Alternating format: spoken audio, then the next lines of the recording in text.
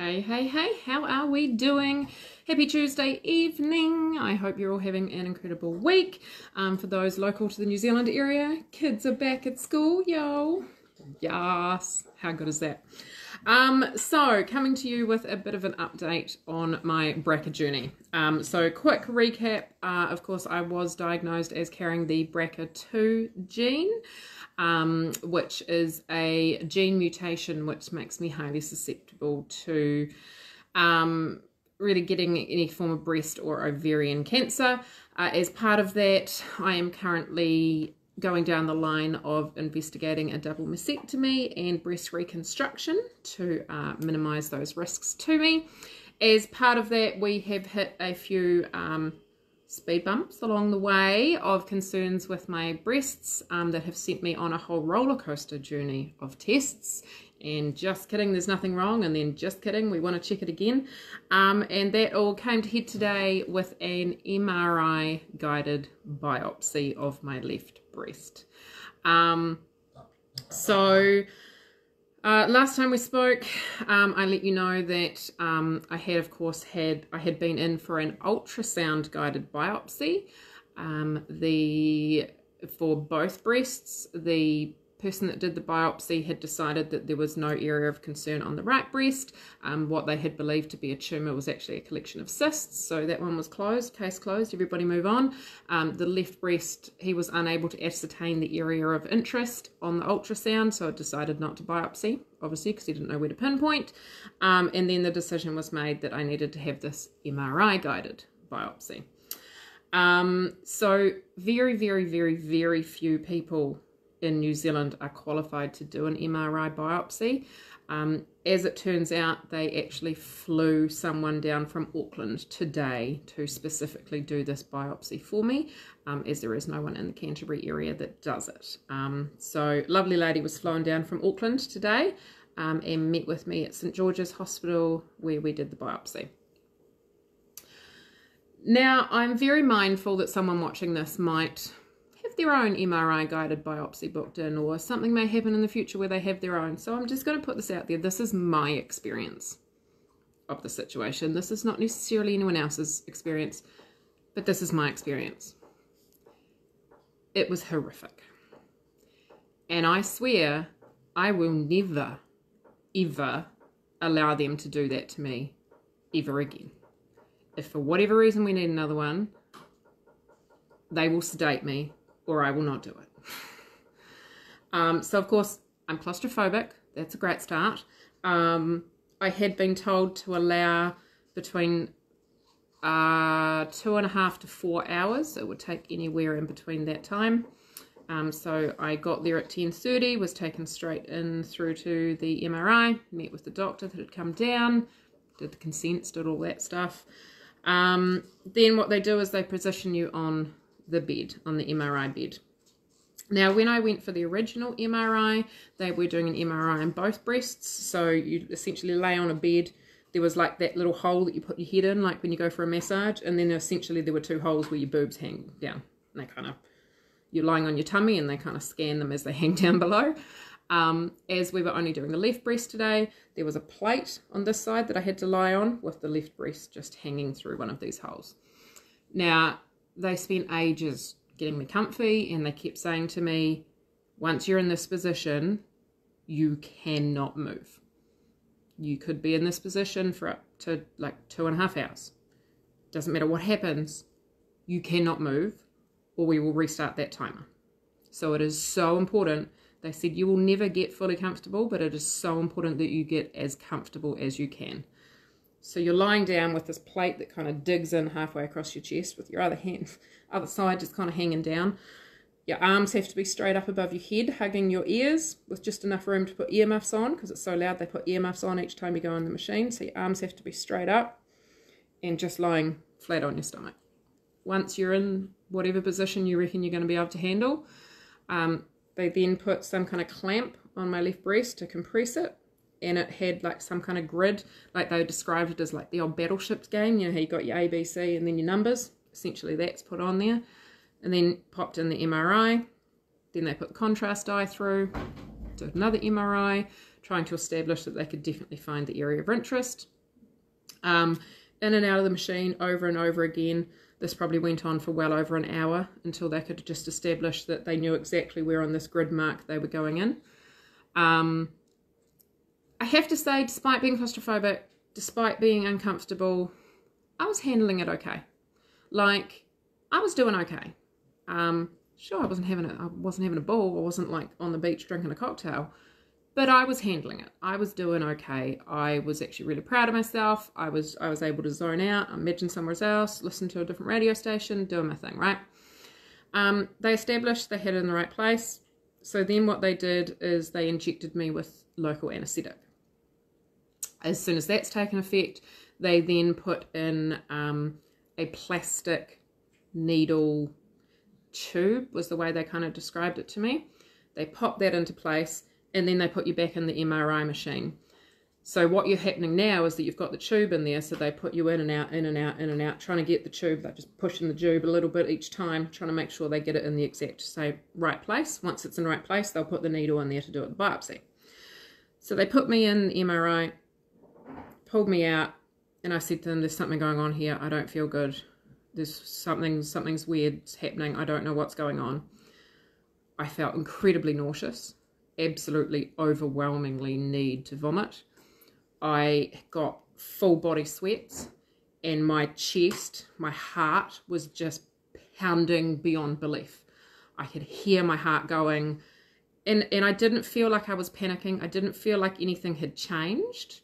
Like, it's not like I felt like I was getting a panic attack. I didn't know, but I knew that my body was not handling this. And that's when they said to me, oh yes, okay, so about 50% of people experience this, because actually inside the local anesthetic we mix quite a high dose of adrenaline. Now the reason we do that is because you can have this plastic needle tube stuck in the side of your boob for up to an hour while we keep popping you in and out, of course with no compression, with an open wound. So apparently adrenaline stops blood loss. So that's just the way that they manage the fact that you've got an open wound and you're not going to bleed out, by giving you a shot of adrenaline. Supposedly 50% of people go a little bit skitsy on adrenaline. Of course that had to me, so my heart rate was up. So then they're putting heart rate monitors on my fingers. And I said, look, I'm going to have to, I need to vomit, I need to get up. And they're like, you cannot move. And the next thing I have one nurse holding my head down, making sure my head doesn't move, and another one leaning across my hips, holding that part of my body down, saying, you cannot move. We cannot get you, you just cannot move. They're like, if you're going to vomit, just vomit. So I'm just vomiting through this little hole where you put your head like in a massage.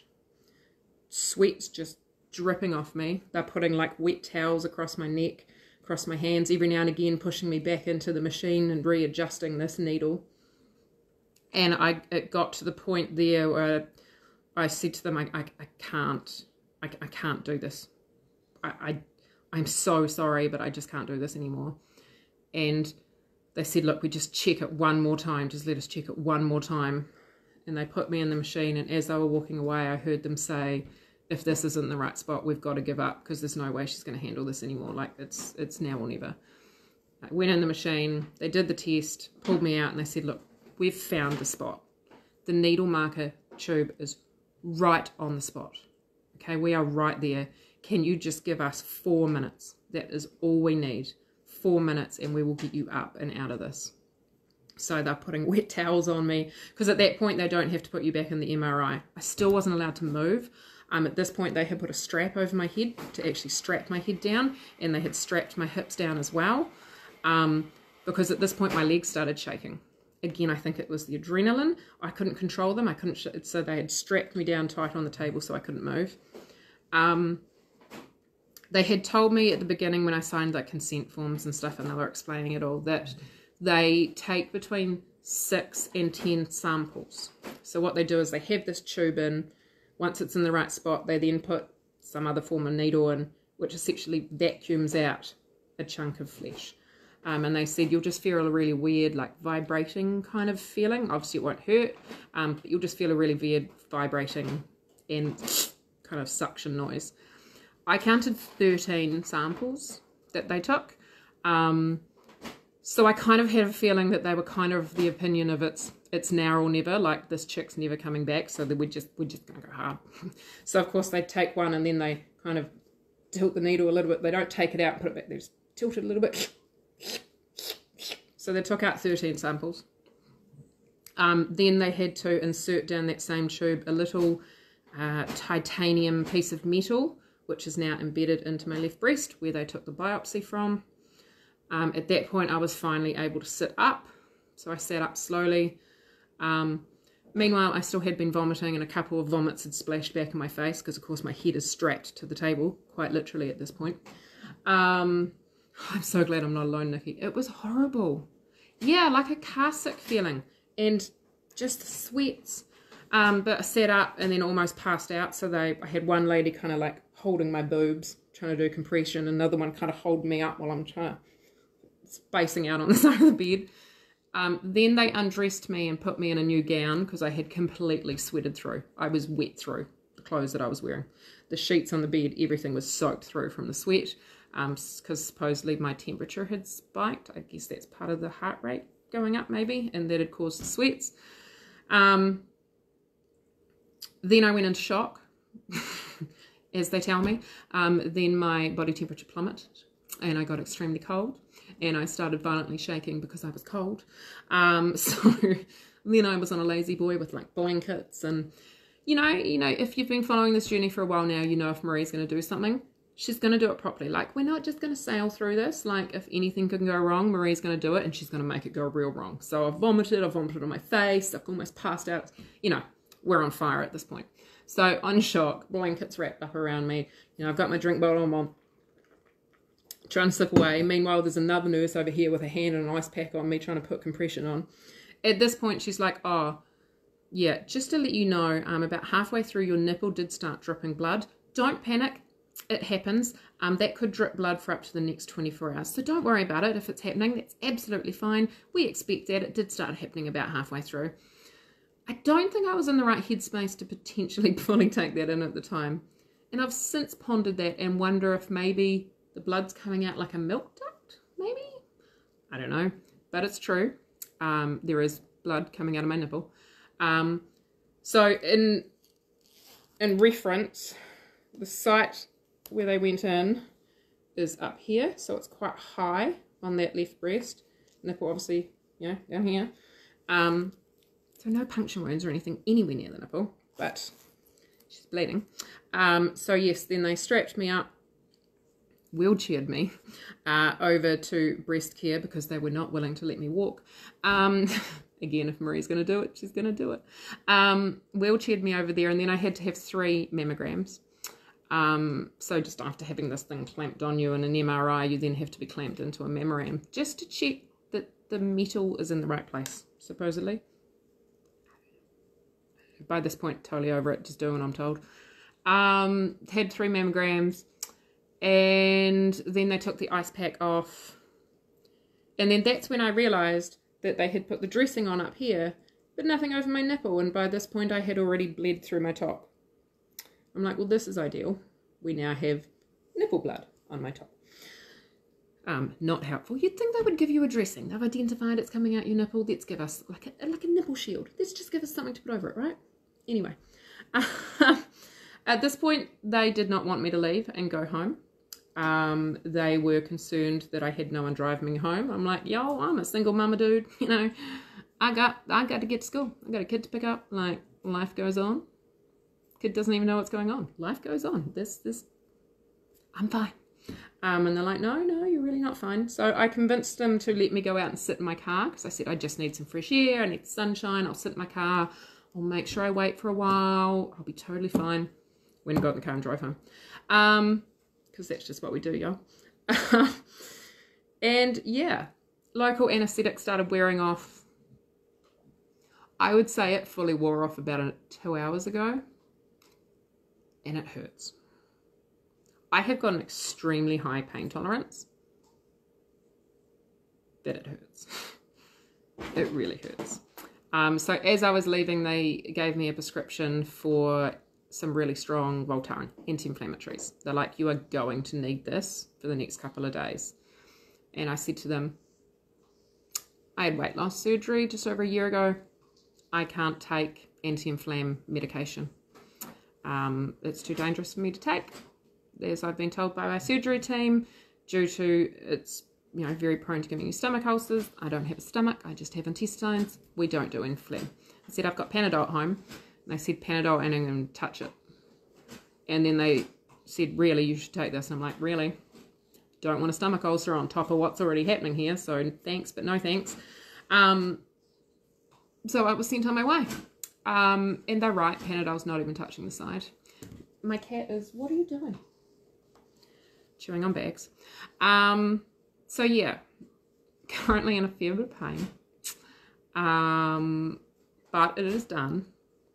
They did say to me also at the beginning, during the consent stage, that MRI guided biopsies is relatively new procedure still. And that being said, that it's not uncommon for them to either not get enough tissue sample or sometimes get tissue sample from the incorrect place. So maybe up to 30% of people that need an MRI biopsy actually have to get called back for a second one. Well, I can tell you now, either they sedate me or they're not doing it. I am not doing it. I am not doing it. I don't care. I'm not doing it. So at this stage, it's just a wait and see. I have been told to expect the results Monday afternoon, Tuesday-ish next week. So it's just some more waiting until then, really. I've been told to expect some pretty horrific bruising. Their words were, everybody bruises quite horrifically from this. And then I'm like, what happens if you're someone that bruises really badly due to antidepressant meds that you're on anyway? Like a normal knot gives you a good purple bruise. And they're like, you are going to horrifically bruise. I'm like, cheer bowl. So that's something to look forward to. So that's just how we're rolling at the moment. So I just wanted to give you a super quick update. I am now going to go to bed and try and get some sleep and at least try and sleep through some of this pain. Because I've had to put a brave face on all afternoon. As I said, my son doesn't know anything that's happening. I couldn't hide it completely, so I told him I went to the doctor today and ended up getting a bit of an injection in here, so it's a bit of sore. So that's my cover story, and I'm sticking to it. So I'm going to go deal with whatever she is chewing. It's great having a kitten. And then I'm going to go get into bed. So thanks everyone's good wishes. I just wanted to update you. That's how we're going. MRI guided biopsy done. Vomiting done. Passing out done. Shock done. Bleeding out nipple done. Have a great night.